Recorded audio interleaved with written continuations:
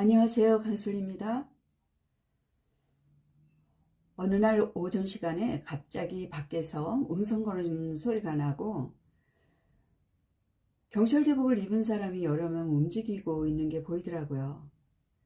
다른 이웃과 낯선 사람들이 심각한 표정으로 어수선하게 흩어져 있었어요.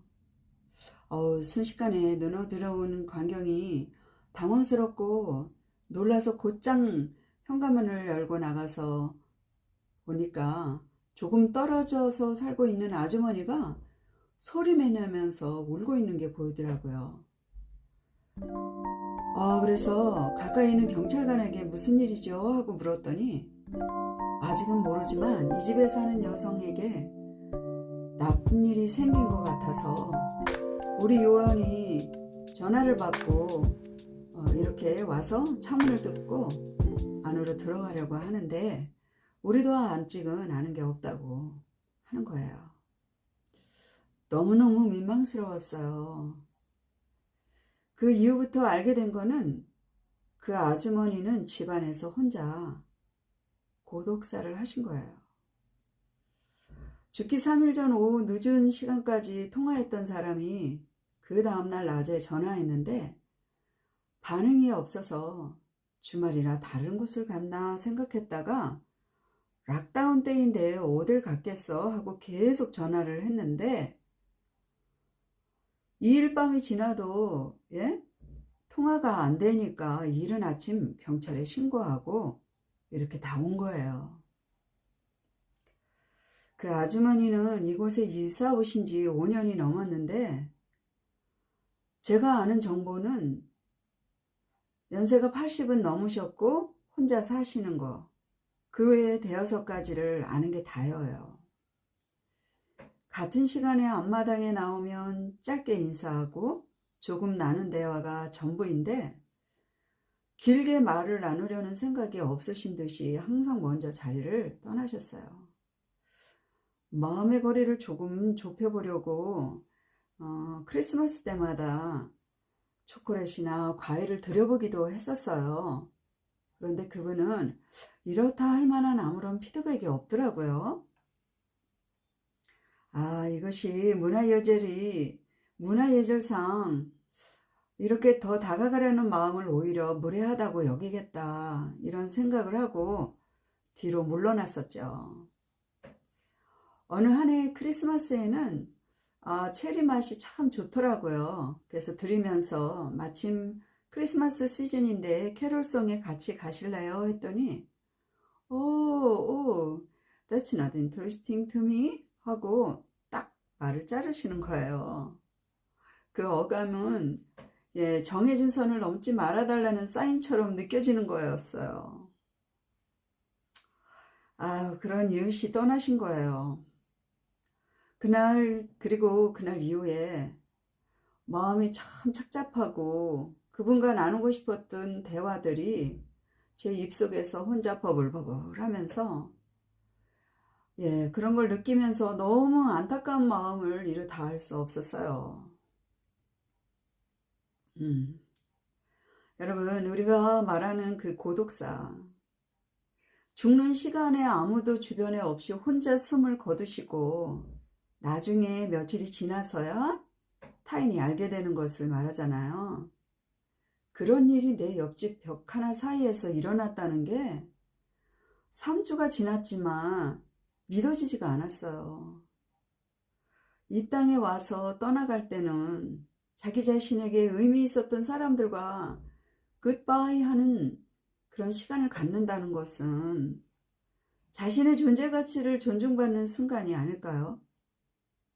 그런데 며칠이나 아무도 모르게 방치된 채 있어야 하는 건 정말 슬픈 일이죠.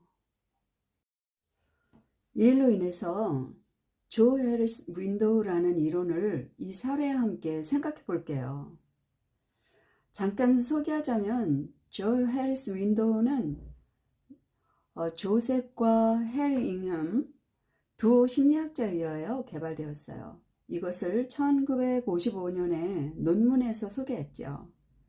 이론의 핵심은 나와 타인의 관계 안에서 소통의 향상을 위한 틀로 사용하기로 아주 좋은 모델이에요. 매튜 맥카이는 대화의 기술을 위하여 자아 개방을 효과 있게 하려는 관점으로 인용하고 있죠. 그래서 대인관계를 부드럽게 유지하기 위해서 지금도 요용하게 사용하고 있답니다. 도표를 보세요. 사람은 누군가와 분명히 사회적 관계를 가지고 있죠. 도표에서 나타나듯이 네 파트에 내가 있어요. 그래서 작용을 하고 있죠. 개방된 영역의 자아는 누군가와 내 자신이 교류하는 거고요. 이 관계는 사람들이 나를 알고 나도 나 자신을 알아서 익숙하죠. 그 다음은 숨겨진 자, 숨겨진 영역인데 나만 아는 나이고 남은 몰라요. 남은 나를 모른다고요. 그 다음에 가려진 영역, 가려진 자, 나도 모르는 것을 남은 알고 있어요. 또 그 다음 미지의 영역은 나도 모르고 남도 모르는 영역이에요. 다시 한번 이 원으로 된 도표를 자신이라고 생각하고 보세요. 개방이 조금 더 되면 상대와 많은 걸 공유하면서 대화의 폭도 넓어지고 관심도 당연히 커지겠죠.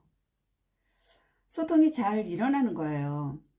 그러려면 가려진 나, 즉 내가 잘 모르고 있었는데 남이 나한테 피드백을 해준다든지 제안을 할 때 자신 안에 가려진 것을 발견해 준 거잖아요. 그것을 수용해서 숨겨진 자아에서 잘 소화시키고 개방시킨단 말이에요. 그러면 그 영역이 넓혀지면서 소통이 원활하겠죠. 그렇게 되면 사회관계에서 융통성이 좋은 거예요. 그런데 자신을 개방하지 않고 자신을 숨기기에 신경 쓰는 사람은 부정적인 에너지로 소모하는 경향이 많아서 몸과 정신이 건강하지가 못하고 사회관계에서 호감을 얻지 못하는 거예요. 자기 방어력을 높이려니 스트레스가 많죠. 얼마나 힘들겠어요. 그렇죠? 자신만 힘든 게 아니라 타인도 이런 사람 대하기가 벽에 대고 말하는 것 같다고 해요. 반면에 개방이 좋다고 너무 열어놓으면 안 돼요. 많이 열어줄 사이가 있고 때가 있어요. 또한 자기 자신이 감당할 수 있을 만큼만 공개하면서 친밀도를 넓혀 나가는 것도 지혜로운 사람이에요. 누구에게 언제 무엇에 대하여 얼만큼 나눌 것인가를 배우는 건 꼭 필요해요. 자신의 대인관계에 알맞은 밸런스를 만들기 위해서도 그렇고, 그러다 보면 자신한테도 행복감을 증가시키고 타인과도 좋은 이웃이 됩니다. 그냥은 안 되니까 꼭 훈련 받으세요.